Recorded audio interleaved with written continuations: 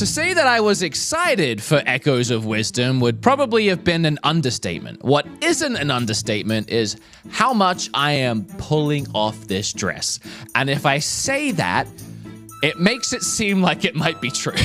I figured if Harry Styles can wear a dress, I could try it. I just got done with a 13-hour straight stream of Zelda Echoes of Wisdom, and I gotta tell you, I could have kept playing. The only reason I stopped is because at some point I have to sleep, and I also knew I wanted to record this video before I spawned my bed and laid down to regain health so that I could get back to it as soon as possible. I'm gonna give you my first impressions now and then do a bigger deep dive review later on why I feel like this game works so well the way that it is. I feel like trailers give things away way too much these days, and we got several deep dive 5 to 6 minute trailers on gameplay mechanics and parts and worlds and areas in this game. So by the time I finally got to it, there wasn't much left to the imagination. This isn't a Tears of the Kingdom situation where we all started playing and then we found the depths below and realized how much game there is here that wasn't revealed to us. The best way I can describe it, the Link's Awakening remake kind of mixed with Link Between Worlds and dialed up to 11 and giving you the ability to create whatever you want, to solve any puzzle the way you want. It reminded me of previous Zelda games like Minish Cap that were developed by other teams. Like in that case, it was Capcom. And it was a Zelda. I mean, you were playing as Link and you were trying to save the princess, but at the same time, something just felt a little off. Like somebody else made the game and not Nintendo. And that's what this feels like. It feels a little off because it's not made by Nintendo. So Grezzo, the company that has been helping Nintendo with their remakes recently, developed this game. They did Ocarina of Time 3D. They also did Link's Awakening. In the case of Link's Awakening, they created a whole new visual style for it, but they didn't really do any developing themselves on those games. The developing was already done. And that's why this game, directed by somebody who isn't Onuma, somebody different, although Onuma is producing, feels a little different. But again, in a good way, because it's still a ton of fun. There could be another reason for that, where this game actually started as a Zelda dungeon maker. But then Onuma was playtesting this game that Grezzo was making and realized it's actually really fun to walk around spawning things in and placing enemies here and placing this object here. But what if rather than the player has to also design the entire map, we create puzzles, we create worlds and levels, and we allow the player to interact with them like a dungeon maker and solve the puzzles the way they want. And this game, let me tell you, feels like Tears of the Kingdom Mini, even down to the UI and the map and the waypoint markers. But on top of that, you have this more traditional 2D Zelda that we've had before, but for the first time with this added element of do it your way. If you remember my big ass review that took an hour to watch, cheating is fun. I said that in the video at the very end of it for my editor who's trying to find the part of me saying that. It's right here. Because sometimes cheating is fun. And that has carried over into this game too. Cheating truly is fun. So many puzzles and dungeons and areas that look significantly different to other areas I've been. I've just solved the same way by spawning a flying tile and riding it to victory. And I gotta tell you, it's as rewarding as it is in Tears of the Kingdom when I also manipulate and do that game however I want to do it. So I don't want to go into any specific story spoilers or anything like that. Again, I'll save it for the actual review. None of that really matters here for the first impressions. All you're probably really here for is, hey, Wood, what's the game like? And no, really, why are you in a dress? And I gotta tell you, it feels pretty nice. I don't know, if I was a girl, not that I have to be, but if I was, I would wear a dress all the time. I always wear jeans, like these restrictive, tight, washed jeans with a belt. And after I eat, I sit down and I feel the belt pressing. I'm not wearing anything. This is awesome. I feel like a summer girly.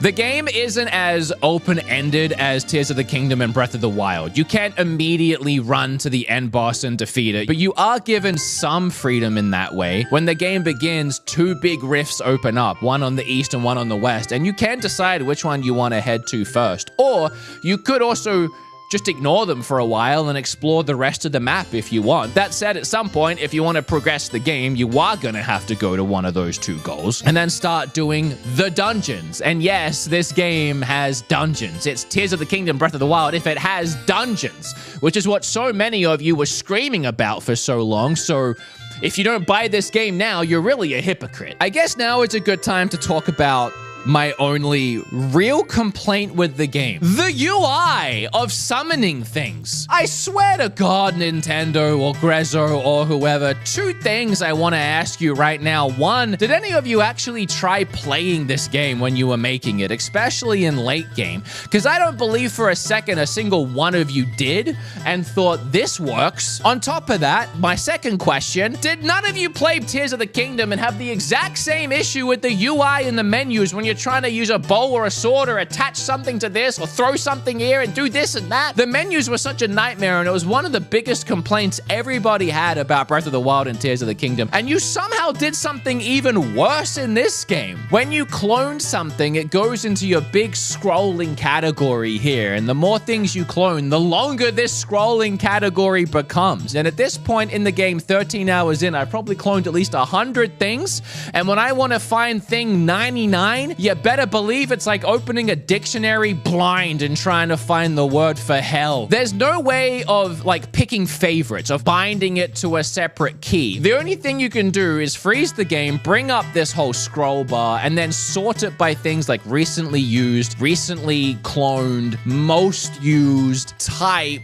But it's still a pain, and you still have to go through everything. I usually always want to find a bed or a trampoline or a sea urchin, sea urchin, sea urchin, sea urchin, sea urchin, sea urchin, sea urchin, sea urchin, sea urchin, sea urchin, sea urchin, sea urchin, sea urchin, sea urchin, sea urchin, sea urchin. Sorry, I'm getting flashbacks to playing the game today. I mean, that's the only way I found of actually utilizing this and finding anything here I actually want, and that does theoretically work. The only issue with that is it limits my experimentation, and I'm big on experimenting. I wore a dress today for the first time. I'm just in the mood. There's like 80 other things behind here that I haven't used recently or used a lot, and I kind of just end up collecting them and then forgetting that I have them. On top of that, I've really, at this point in the game, 10 plus hours in, taking to just avoiding enemies wherever possible. At first, it was really fun experimenting with what enemy would do what to what enemy. But as the game progressed, and I had to deal with this menu every 5 seconds, I got to the point where if I saw a couple of bats or a couple of enemies in my path, I would much rather just ignore them. I mean, I'm not going to get any XP for them, and I don't necessarily need the rupee they might drop. And again, this is really only an issue that's spawned out of this menu. My suggestion on this is just create like a radial wheel like we have in Tears of the Kingdom and allow me to map certain things to the will of my preference. This would still limit my creativity because I'd probably lean into the wheel more than going into the scroll bar, but it would be quicker. Someone in chat suggested that they do rows rather than categories that you can switch from. When you bring up that menu, you just have all the enemies, and then you have all the items, and then you have whatever else. And that would also help just break up the sea of things. Because one thing I wasn't sure about, how many things could you clone or have cloned that you could clone at any given time? And it's just all of it, which is actually really nice. I just wish they found a better way to implement that as far as in practical use of it. That is my absolutely only complaint though, because other than that, the gameplay is really fun. If I could describe this game in one word, it would probably be cute, actually. It's a very cutesy game. The characters are all really sweet. The little storylines of the characters you meet along the way are just adorable. You know, in an anime where like a lot of story elements come together into this one moment and it makes you appreciate the character a lot more. For example, there's this Goron that you meet. He's the chief of the town, and he keeps quoting these nuggets of wisdom this, nuggets of wisdom that, to the point where it gets really on your nerves. But these nuggets of wisdom apparently came from his father before he passed on. And then there's just this one cutscene where he realizes that he doesn't need this tablet. He has this whole moment, and it's just very sweet. The fact that you can do whatever you want does lead to a lot of cheesing. And for the first several hours of the game, I thought it was going to be an absolute piss walk. I was having no issue with a single enemy. I was having any issue with platforming. I wasn't having any issue with any boss fights. But I will say, without getting too many spoilers,